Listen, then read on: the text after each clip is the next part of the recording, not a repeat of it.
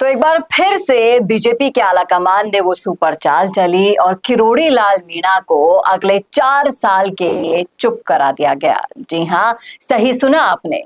जो मूड देख रहे थे आप किरोड़ी लाल मीणा का, जो अग्रेसिवनेस दिख रही थी किरोड़ी लाल मीणा की, वो सब शांत कर दिया गया है जगमोहन मीणा को टिकट देकर। जी हाँ, तो क्या अब ये शेर अगले 4 साल के लिए पिंजरे में बंद कर दिया जाएगा और क्या ये संभव हो पाएगा? करेंगे इसी मुद्दे पर चर्चा इस वीडियो में, इसलिए बने रहेगा आखिर तक हमारे साथ। नमस्कार, मैं हूं चेतना शर्मा। आप देखना शुरू कर चुके हैं संवाद भारत का, भारत के लिए।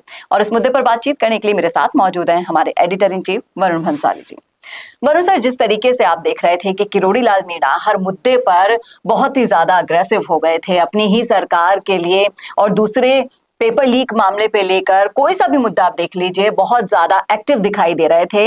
इस्तीफे का जो मामला है वो लगातार 3 महीने से खिंचता चला गया, लेकिन उन्होंने अपनी साइड से साफ कह दिया था कि अब ये वापस नहीं लिया जाएगा। सरकार ने भरसक कोशिश की, लेकिन जब से उनके भाई को टिकट मिल गया है तब से कहीं ना कहीं एक शांति सी देखी जा रही है उनके स्वभाव में, उनके, और लोगों का मानना है, राजनीतिक पंडितों का मानना है कि अब किरोड़ी लाल मीणा अगले 4 साल के लिए बेहद शांत दिखाई देंगे। तो क्या ये आपको संभव लग पा रहा है? जाहिर तौर पर एक जनरल सीट पर SC/ST कैंडिडेट को टिकट मिलना और किरोड़ी लाल मीणा के परिवार में से 2-2 लोगों को टिकट दे दिया गया है, इसके बाद तो उनको शांत हो ही जाना चाहिए। और बीजेपी ने एक बहुत ही जबरदस्त मूव किया है कहीं ना कहीं किरोड़ी लाल मीणा को शांत करने के लिए, और वो अगर शांत हो जाते हैं और सरकार का पूरा साथ देते हैं तो ये सरकार जो है बहुत जबरदस्त तरीके से चलेगी।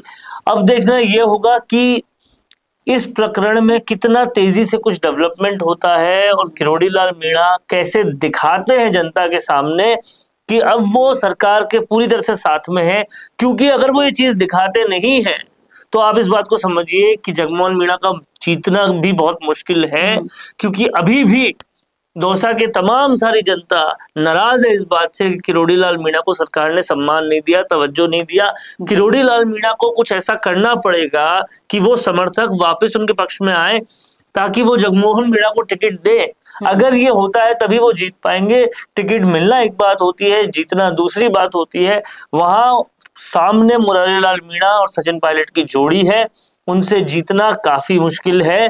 और वो जीत कैसे दिलवाते हैं किरोड़ी लाल मीणा, उसके लिए जरूरी है कि पार्टी के साथ में इनलाइन आकर लोगों को ये मैसेज दिया जाए कि अब वो पूरी तरह से मान चुके हैं और हर तरीके से सरकार का सहयोग करेंगे। ये किसी न किसी तरीके से दिखाना जरूरी है।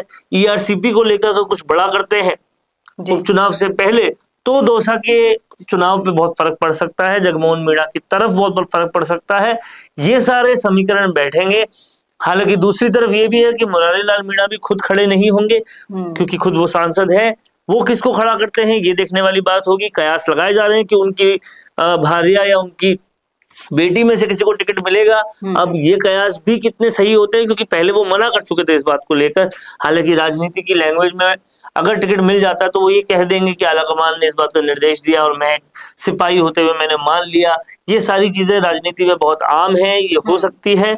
देखना ये होगा कि आगे होता क्या है। लेकिन जिस तरीके से हम बात कर रहे थे कि जो लोकसभा में सोशल इंजीनियरिंग थी, टिकट वितरण था, वो कहीं ना कहीं ले डूबा बीजेपी को। उसे सुधारने की कोशिश इस बार शायद उपचुनाव में बीजेपी कर रही है।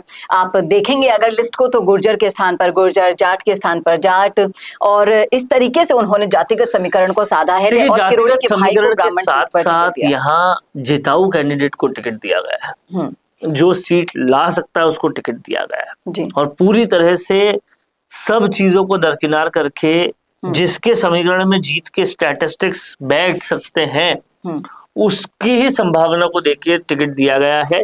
और एक बस ये सीट है जहाँ किरोड़ी लाल मीणा के भाई को इसलिए दिया गया क्योंकि किरोड़ी लाल मीणा को मनाना जरूरी था। बाकी तमाम सारी जगह भाजपा ने जीत को देखते हुए ही टिकट दिए हैं। और अब देखिए सलूम्बर में उनकी अमृतलाल मीणा की पत्नी को टिकट दिया गया है, जो साफ तौर पे बताता है कि जो कलह हो रही थी उनके परिवार में उसको निपटा दिया गया है। और अब सलूम्बर से बहुत चांसेस है कि बीजेपी जीत सकती है, क्योंकि सहानुभूति वाले वोट उनके पास हैं। लेकिन जिस तरीके से हम राजस्थान चुनावों की चर्चा करते हैं तो एक रिवाज यहाँ पर बना हुआ है, चाहे से आप विधानसभा चुनाव को लेकर देख लीजिए, हर 5 साल में सरकार बदल जाती है, या फिर उपचुनाव के ट्रेंड को आप देख लीजिए, जो सरकार रहती है वो कभी भी उपचुनाव में जीत नहीं पाती है। देखिए, बीजेपी को जरूरत जीतने की है भी नहीं। बीजेपी अगर एक सीट या एक से ज्यादा सीट ले आती है तो भी वो फायदे में है जी। लेकिन पूरी तरह से अगर हार जाती है, एक भी सीट नहीं लाती, तो यह भजनलाल सरकार पे बहुत बड़ा क्वेश्चन मार्क हो जाएगा। क्योंकि लोकसभा चुनाव में तो ठीक है, आपके पास वक्त नहीं था, अभी तो पूरा वक्त था, वक्त को देखकर, आपकी सरकार के कामकाज को देखकर लोग वोट दे रहे हैं। तो कम से कम 2 सीट भी अगर बीजेपी ले आती है तो वो इस दंश से बच जाएगी। भजनलाल सरकार की परफॉर्मेंस पर जो सवाल उठा है वो नहीं उठेगा। लेकिन अगर एक भी सीट नहीं जीतते तो ये सवाल बहुत बड़ा हो जाएगा, और कहीं ना कहीं इस सवाल पर बीजेपी के आलाकमान को कोई एक्शन करना पड़ सकता है। लेकिन वो सवाल वहीं का वहीं रह गया है, टिकट आ गई, लिस्ट आ गई, उम्मीदवार हमें पता चल गए, किरोड़ीलाल मीणा के इस्तीफे का क्या होगा?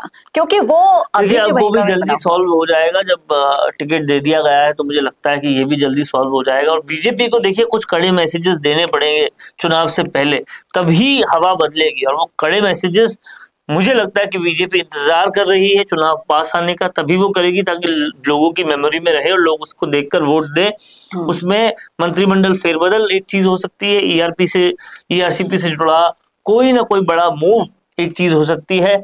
ये सब चीजें कुछ समीकरण बदलेगी। और उसके अलावा एसआई भर्ती से लेकर पेपर लीक पे कोई बड़ा आरोपी पकड़ा जा सकता है। ये तीनों चीजें अगर होती है तो उपचुनाव पर सीधा फर्क पड़ेगा। और जितना बीजेपी को हम जानते हैं कि वो शिथिल बैठने वालों में से नहीं है, वो कुछ ना कुछ करेगी। आलाकमान ने भी इस बार भी कहीं ना कहीं किसी ना किसी लेवल पर इंटरप्ट जरूर किया होगा, तभी टिकट इतना जल्दी और इतना पहले आ गया। जी, सही कहा आपने बिल्कुल। और लोकसभा हार से जितने भी सबक ले सकती थी बीजेपी, वो सारे के सारे लेकर उन्होंने रणनीतियां बनाकर मैदान में कूद तो गए हैं। वो इस बार कांग्रेस पीछे रह गई है। पहले यही रणनीति कांग्रेस ने भी अपनाई थी। अब देखना वाकई में दिलचस्प होगा कि किरोड़ीलाल मीणा की नाराजगी आधी तो सॉल्व हो गई है, और आधी जो बची है, इस्तीफे पर जो फैसला बचा है, वो कब तक सॉल्व होगा, कैसे वो पूरे मना लिए जाएंगे, ये तो आने वाला वक्त बताएगा। लेकिन आप जरूर बताइएगा इस मुद्दे को, अगर आपने सुना है पूरा वीडियो तो बताइएगा क्या सोचते हैं आप इस विषय पर। रखिएगा अपनी राय कमेंट बॉक्स में। कैसा लगा वीडियो ये बताना ना भूलिएगा। और ऐसे और वीडियोस के लिए देखते रहिए संवाद भारत का, भारत के लिए। नमस्कार। Hi, I am Varun. Trending video creation is my passion and I have an experience of 15 plus years in this. Nowadays, I have observed that videos in natural background like in gardens, restaurants or cafeterias, in conference room or hotel lobbies, etc. are getting more engagements and clicks. I myself created few and they worked so well. If you are also looking for an engaging video in this type of natural background for your business promotion, I am here to help you out. My packages come with variety of services like image insertions, clip insertions, logo insertions, text overlays, etc. Go check them out now. Feel free to ask anything before ordering with me. Hope we join hands soon.